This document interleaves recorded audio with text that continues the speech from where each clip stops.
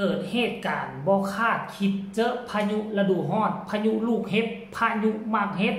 พัดถล่มภาคเหนือของเราโดยเฉพาะคือคงเขตแขวงไซสมบูรณ์ราบเป็นหน้ากองหลังคามุนถล่มทลายกับทักทายสบายดี FC ทุกท่าน FC ทุกคนมาพบมาพ่อกับค่อยในช่วงคำมืดปกติแล้วซ่องนี้ในเวลานี้จะบ่เฮ็ดคลิปจะบ่กระทำข่าวแต่ว่ามันเกิดเหตุการณ์ที่บ่คาดคิดพายุโซนฤดูร้อนได้พัดถล่มอยู่ที่แขวงไซสมบูรณ์หมากเห็บตกกันละเนละนาวคนที่อยู่กลางไฮกันแลนซอกหาบอนส้นบ่ได้คนที่อยู่ทั้งบ้านทั้งเฮือนก็คิดว่าเฮือนเป็นบอนที่ปลอดภัยที่สุดแต่ถึงกระนั้นท่านผู้ชมเอ้ยหลังคาที่มุงด้วยสังกะสีกระโปดถือมักเฮ็กหน่วยซ้ำหน่วยเป็ดหน่วยไข่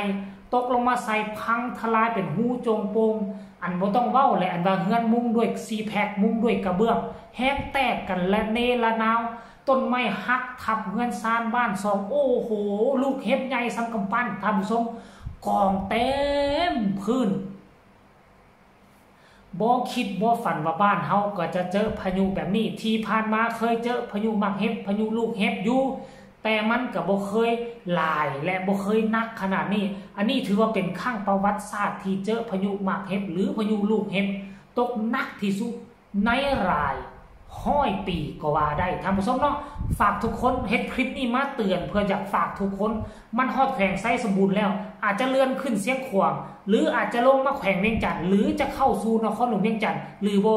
แขวงที่อยู่อ้อมข้างจงระมัดระวังให้มีสติระมัดระวังตัวอยู่เฮือนตนเองก็บ่ปลอดภัยแล้วพอหมักเห็บมันใหญ่เกินไปเนาะเอาที่สำคัญฝากทุกคนไปเบิ่งคลิปนี้สากลมีคำคิดคำเห็นใดๆให้ส่งมาใต้คอมเมนต์ไปกันเลยเห็บตกคักเอาแล้วว่าโมเดลเอาแล้วเห็นแล้วเห็ดตัวแล้วโมเดลเบิร์นกองจุ่มหึมเบิร์นโอ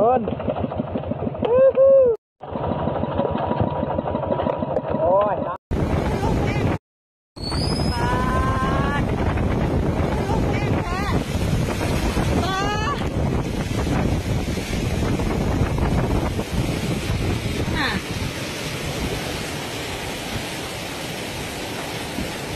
มาลีอยู่พี่นะ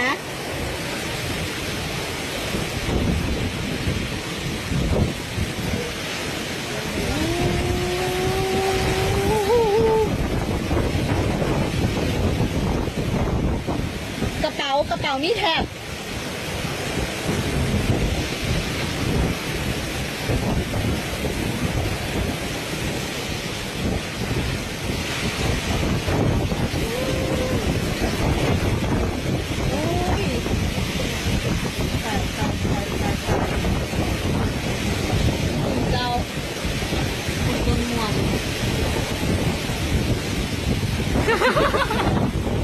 เตี้ยหมด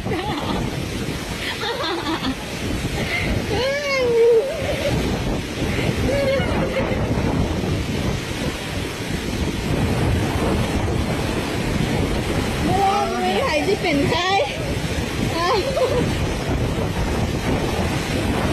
ไม่นะมีกระเป๋าเปียก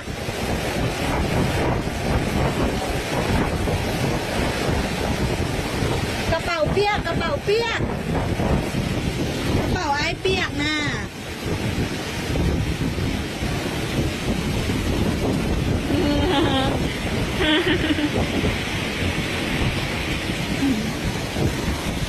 ผมรถคนม่วง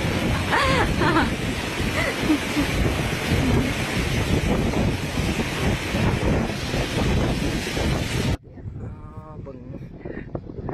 แม่ขาวเปื้อปันเห็ดออกพากันตักมาเห็บออกโอ้โหเต็มหลังโค้งหลังค่าป้าบีเมื่อนั้นคือแตกซะยังบ่ทันมุ่งตียังมุ่งหมดแล้วเต็มทางปูเปิดหมดแตกหันตี ตายเบื้องอันม่วงผู้ใดก็ได้แกล้งหัวเนาะตายโอ้หลังคากระโปดเมืองเก่าเหรอหลังคาเก่านี่สะอ่อนม่วงกูโบแมนสิหลอนคิดม่วงเคยหลังคาโดนเลยโคตรโอ้ยหัวน่ะเห็ดออก เห็ดเต็มแต่เห็ดนะ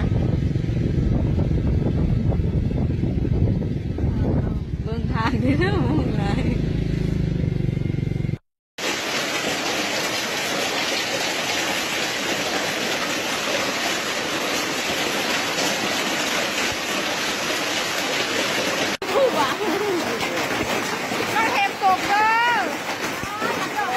ถึงบูม ในบูมแล้วก็ข่าวทั่วดินเลย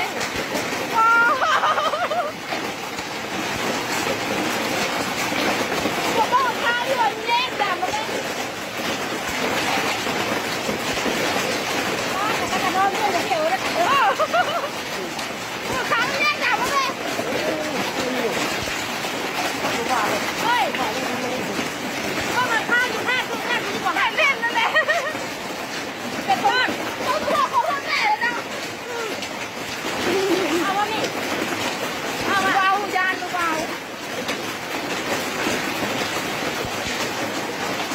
เต็มเลย แย่งดำหอเอาคู่ไปเชื่อเลย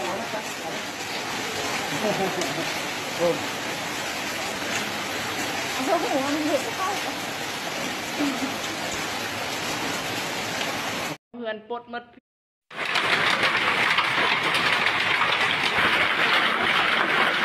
แล้วเหือนปดมัดพี่น้อง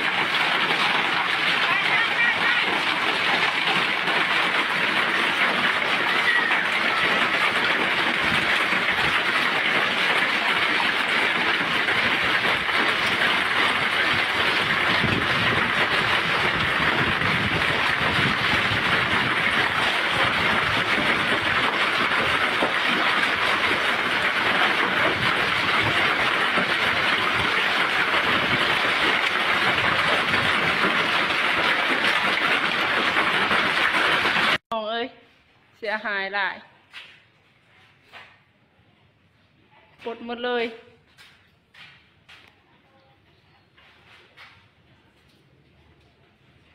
ตาย